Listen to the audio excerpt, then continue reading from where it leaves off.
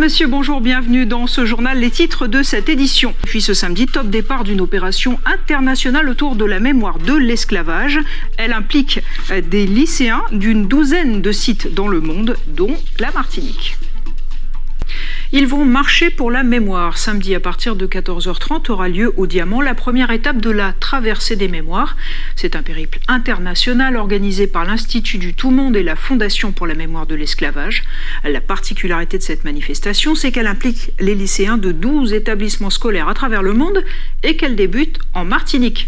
La coordinatrice de l'opération pour l'Académie de Martinique est notre invitée, Marlène Paris-Valdor. Bonjour. Bonjour. Alors la première question, c'est présentez-nous un peu ce projet qui a l'air quand même assez imposant. Alors il est imposant et il est surtout mobilisant parce qu'il a eu un bel accueil dans nos établissements chez les élèves, puisque ce projet va se dérouler en 2 phases. Il y aura une première phase de septembre à décembre 2022. Donc les élèves, des déambulations poétiques vont être organisées en Martinique, en Guadeloupe, à Marie-Galante, à Paris, etc., en passant par l'Orient, etc. J'ai vu le Gabon, le Sénégal, voilà. Le Sénégal. Et la deuxième phase en 2023 où on aura la transatlantique avec Arthur Petrucci. Et là on voit signifier l'autre axe de notre mobilisation et de notre traversée, l'axe écologique, puisque non seulement il s'agit d'une traversée des mémoires pour recréer et tisser la relation entre les différentes mémoires des différentes régions, mais il s'agit aussi de prendre conscience de la force qui est née de cette histoire et qu'il s'agit de mobiliser aujourd'hui au service des causes du monde contemporain, comme la cause de la planète. Alors l'histoire, c'est un thème qui est parfois un peu polémique. Je dis ça parce qu'on voit dans votre dos des statues qui ont depuis été déboulonnées. Oui. Est-ce que dans ce contexte-là, ça a été un élément qui vous a importé, ou alors est-ce que c'est surtout l'enthousiasme des élèves à se fédérer et à faire quelque chose de commun ? Alors, en fait, la question de l'histoire est au cœur de nos pensées et ces événements sont d'ailleurs significatifs. L'histoire préoccupe tout le monde. On n'a pas tous la même réaction par rapport à elle. On n'a pas non plus tous la même interprétation. Et il s'agit justement de faire un travail de fond dans notre communauté. Mais ce n'est pas pour cela que c'est pas une cause de notre mobilisation. Notre mobilisation est une mobilisation de fond. C'est une mobilisation qui se situe à l'échelle historique.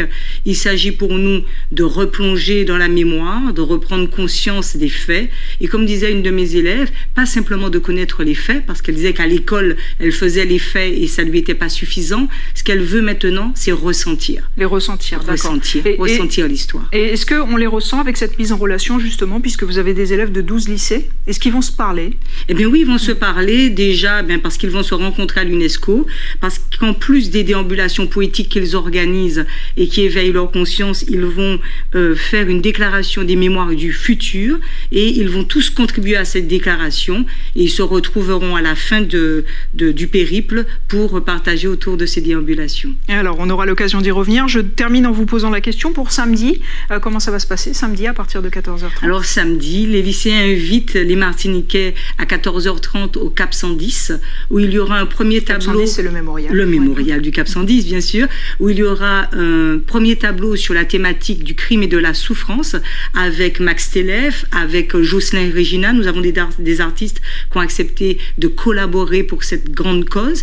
Et puis nous allons au rond-point du Nègre-Marron pour un tableau sur la thématique de la résistance, pour enfin finir à la place des fêtes du Diamant sur la thématique de la joie de la culture qui est née, la culture créole qui est née de ce crime.